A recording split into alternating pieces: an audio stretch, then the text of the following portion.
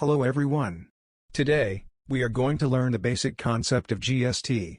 Before getting into it, let us understand that our tax system is divided into two parts. One is direct and another is indirect.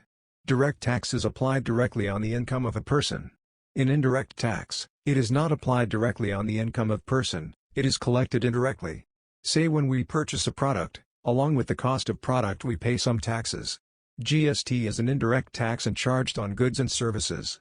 Now, let us focus on the factors to be considered while calculating tax under GST. All the factors we are considering now are wide concepts, and we will be making separate videos for all to understand in deep. For the time being, only understand the concept in brief.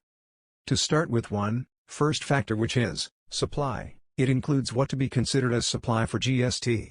Second factor is recipient and supplier, person between whom transaction is taking place.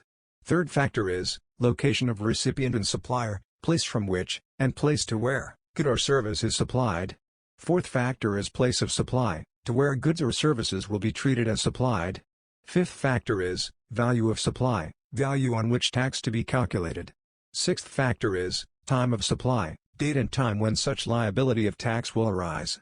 Now, I would like to draw your attention on types of taxes under GST. Though the GST came with the concept of one nation one tax, but the reality is little deviated. GST is broadly divided into CGST, SGST, UTGST, AGST and CES. Not only this, we have different types of tax rate, which vary product to product. Concept of GST was brought in with the great idea of subsuming the various indirect taxes into one. So GST is a single tax, which has subsumed taxes like VAT, excise, CST, service tax, entertainment tax, etc.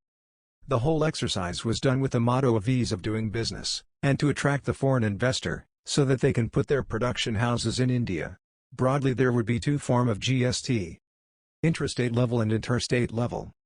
What is intrastate?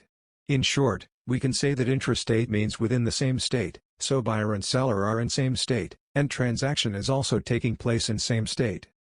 What is interstate? In short, we can say that interstate means transaction with person in another state, so buyer and seller are belonging from another state. If the transaction is intrastate, that is within the same state, we have to charge CGST for central government separately, and SGST or UTGST for state government separately. But if the transaction is interstate, that is within different state, then we have to charge IGST, that is whole amount is collected by central government, and is distributed to state. Hope you understand the basic concept of GST. We will coming with more videos, for your easy understanding. If you like this video, please subscribe our channel, to get latest video notifications. Keep sharing knowledge with other by sharing this video. If you need any clarification, with regard to any kind of tax-related issue, feel free to write down in comments, we will surely make the concept easy for you.